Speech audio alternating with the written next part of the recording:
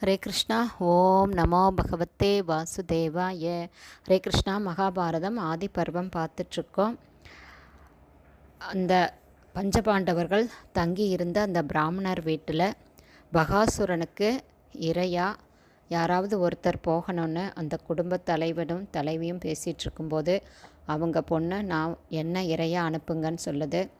அப்போ அதை கேட்டுட்ருந்த சிறுவன், சின்ன பையன், அந்த பொண்ணோட தம்பி, அவன் சொல்கிறான், யாரும் அழுக வேண்டாம், என்ன அனுப்புங்க அப்படின்னு அந்த சிறுவன் சொல்கிறான். அப்போ இதையெல்லாம் கேட்டுட்ருக்கும்போது குந்தி மகாராணி குறுக்கிட்டு பேச இதுதான் சரியான தருணம்னு நினச்சி என்ன பிரச்சனை அப்படின்னு கேட்கும்போது அந்த குடும்பத் தலைவன் எல்லா விஷயத்தையும் சொல்கிறாரு.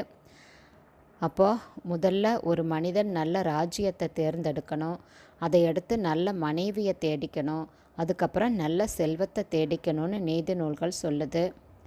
நான் இங்கே ஆட்சி செலுத்த அருகதை இல்லாத, திறமை இல்லாத, அக்கறை இல்லாத அரசன் ராஜ்ய பரிபாலனம் செய்யக்கூடிய இந்த ராஜாங்கத்தில் நாங்கள் வசிக்க முடிவெடுத்ததுனால தான் இந்த மோசமான நிலை எங்களுக்கு வந்தது.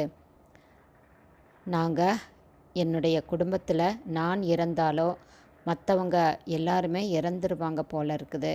அதனால் இன்றைக்கி நாங்கள் எல்லாருமே அந்த அரக்கனுக்கு இரையாக போய் சேர்றோம், வேறு வழியே எங்களுக்கு இல்லைன்னு சொல்கிறாங்க.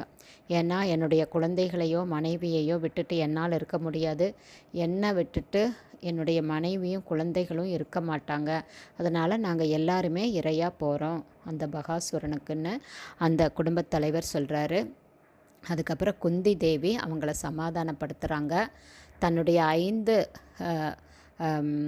பிள்ளைகளில் ஒருத்தன் அந்த அரக்கன்கிட்ட போகிறது சரியான வழியாக இருக்கும் அப்படின்னு குந்தி மகாராணி சொல்கிறாங்க. ஆனால் அந்த குடும்பத் தலைவர் இதை ஏற்கலை. எங்களை காப்பாற்றிக்க இந்த மாதிரி வழியை தேடுவதுங்கிறது நடக்காது. ஒரு விருந்தாளியாக வந்திருக்கிற உங்களை ஆபத்துக்குள்ளாக்குவது மிகப்பெரிய பாவம்.